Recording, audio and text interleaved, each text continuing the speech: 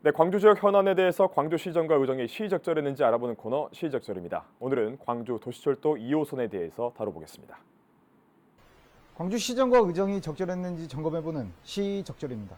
오늘도 이정현 전 광주시의원 나오셨습니다. 안녕하십니까? 안녕하십니까? 네, 광주 도시철도 2호선이 드디어 첫 삽을 뜨게 됐습니다. 어떤 사업인지 먼저 소개 좀 부탁드리겠습니다. 그렇습니다. 2002년도에 기본 계획이 수립된 이후에 우리 광주 도시철도 2호선이 17년 만에 이렇게 다시 착공되는 또 광주시의 최대 현안 사업 중에 하나입니다. 그래서 총 사업비는 사실은 이제 뭐 시작 단계에서는 굉장히 적었습니다만 여러 가지 과정을 거치면서 확정된 사업비로는 한 2조 한 1,700억 정도 소요가 되는데 그 중에서 60%인 국비가 1조 한 2천억 정도, 그 다음에 우리 광주시의 재정인 지방비가 한 40%, 한 8,500억 정도 소요되는 그렇게 큰 사업인데요.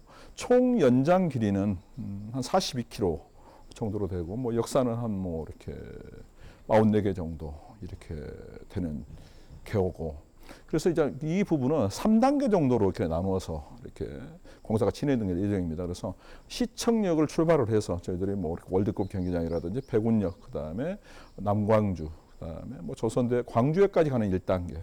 그 이후에 다시 이제 뭐 전남대라든지 일곡, 그다음에 첨단, 그다음에 수안 거쳐서 오는 2단계 하고 3단계는 나름대로 이제 효천을 가는 뭐 지선 이런 걸 총 그런 게 해서 2023년에서 2025년까지는 그렇게 완공이 되는 그러한 우리 광주시의 큰 사업입니다. 네, 이렇게 큰 현안 사업이 그동안 우여곡절도 참 많았습니다. 어떤 과정을 겪었습니까? 사실은 2002년도에 이제 도시철도 2호선을 할 것이냐 말 것이냐 시작 단계에서부터 굉장히 논란이 많았죠.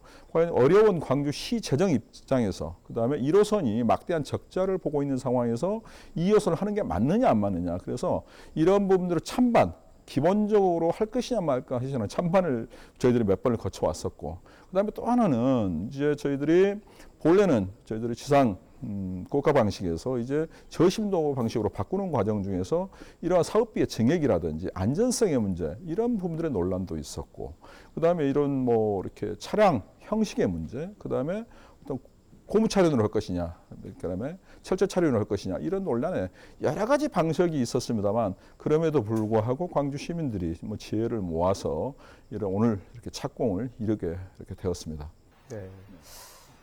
이제 첫 삽을 뜨게 되는데요. 앞으로 기대 효과는 어디 있다고 보십니까? 그렇습니다. 사실은 도시철도 1호선이 뭐 아시다시피 굉장히 우리 시민들의 한 25% 정도가 수혜를 보는, 다시 말해서 한 17%인 25만 명 정도 그 정도였는데, 만약 도시철도 2호선이 만약 개통이 된다라고 하면 우리 광주 시민의 한 70%인 한 100만 명 정도가 수혜, 그래서 확대 범위가 굉장히 넓어지는 거죠. 수혜의 범위가. 그래서 그러한 측면에서 어떤 보편적인 뭐 교통복지를 이룰 수가 있고, 거기에 따른 교통 체증의 문제라든지 이런 부분도 굉장히 해소가 될 것으로 기대가 됩니다. 또한 뭐 사회적 약자라든지 교통약자 이런 부분들이 우리가 광주 시민들이 고루 이렇게 어떤 교통복지를 혜택을 볼 수 있는 그러한 기대 효과, 그다음에 그에 따른 뭐 생산 유발 효과라든지 여러 가지 뭐 긍정적인 효과가 많다고 생각을 합니다.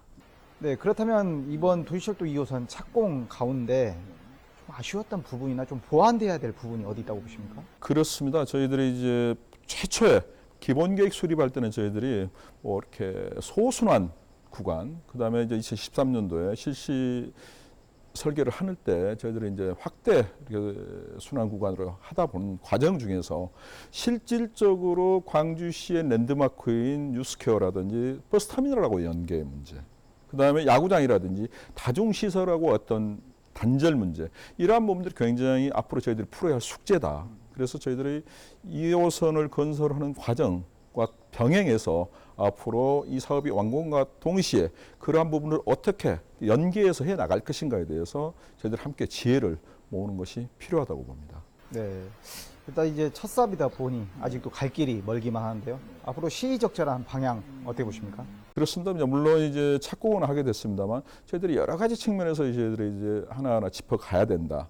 첫 번째는 앞으로 수년간에 걸쳐서 공사가 진행이 되다 보면 어떤 교통 체증이라든지 이런 부분에 대해서는 어떻게 할 것이냐. 그래서 유관 기관과 협조 체계를 이루어서 저희들이 어떤 교통 대책을 저희들이 원활하게 시민들이 최소한의 불편으로 할 수 있게끔 그런 부분이 이루어져야 되겠고, 또 하나는 공사가 진행되는 과정 중에서 안전성의 문제, 이런 부분들도 굉장히 저희들은 고려를 해야 된다.